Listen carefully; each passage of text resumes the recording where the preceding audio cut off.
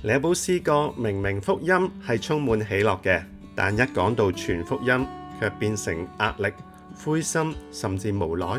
特別當我哋向家人傳福音嗰陣，講咗好多次都冇反應，甚至被拒絕，我哋就開始懷疑福音嘅能力，慢慢連自己裏邊嘅喜樂都失去。但問題係，福音真係失去咗能力咩？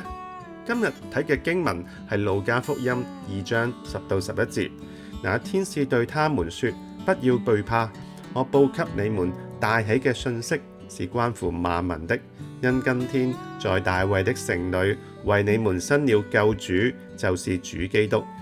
想象一下喺嗰個夜晚，伯利恆嘅野地漆黑一片，牧羊人正喺度看守羊群。突然之間，榮光四照，天使顯現。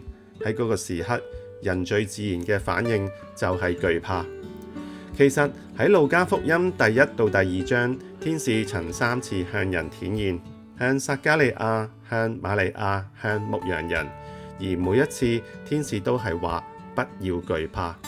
原因，天使所宣告嘅係一個好消息，呢個好消息會帶嚟喜樂，取代懼怕。而呢一次，天使更加話：我報給你們大喜嘅信息。喺度嘅大喜唔單單情緒上嘅快樂，而係因為救主已經降臨，因為佢嚟係要拯救人脫離罪惡，使人同神和好。所以耶穌嘅降生係俾萬民大喜嘅信息。但我哋要明白，呢份喜樂並唔係喺一個理想嘅環境中出現嘅。當時以色列人生活喺羅馬帝國嘅高壓統治之下，面對沉重嘅稅收同埋貧窮嘅現實，人民內心充滿住對未來嘅懼怕。然而，天使所宣告嘅大喜，正正臨喺呢種嘅處境裏邊。雖然福音冇讓羅馬帝國立刻嘅倒台，亦都冇讓生活困難瞬間消失，但卻讓人開始經歷到神嘅恩典遠比佢哋所面對嘅困難更大。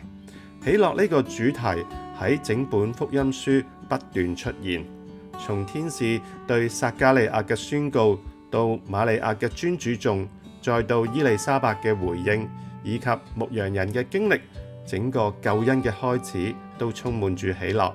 之後都一樣，門徒傳福音翻嚟嗰陣，歡歡喜喜。失羊、失子、浪子回頭嘅比喻裏，都帶出失而復得嘅喜樂。直到主復活，門徒見到復活嘅主，亦都大有喜樂。甚至喺往後嘅日子，門徒喺困難同埋逼迫中傳神嘅道，仍然能夠滿有喜樂。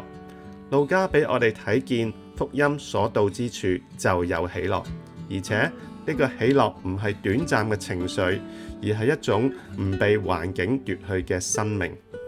但我哋要再問一次，點解今日我哋會失去呢份喜樂？好多時候唔係福音失去咗能力，而係我哋將喜樂建立喺人嘅回應上面。喺傳福音嗰陣，當人冇反應，事情冇改變，我哋嘅信心就開始動搖。但天使所宣告嘅喜樂，唔係因為人立刻嘅相信，而係因為救主已經來臨。因為真正嘅喜樂係建立喺神已經成就嘅救恩上邊，唔係人嘅回應。福音本來係一個出人意外、顛覆人心嘅救恩。人以為拯救從強大而嚟嘅，神卻讓救主降生喺馬槽裏邊。人以為喜樂係要靠環境嘅改變，神卻讓人喺困難中因基督得着喜樂。所以我哋需要重新思想，唔係福音失去咗能力，而係我哋忘記咗福音本來係啲乜嘢。今日我哋需要讓福音重新更新我哋，即使身邊嘅人未必立刻接受，我哋仍然可以活出一份由福音以嚟不被環境奪去嘅喜樂。我哋一齊祈禱啊！主啊，求你讓我重新經歷福音嘅喜樂，使我喺懼怕中仍然能信靠你，活出讚美你嘅生命。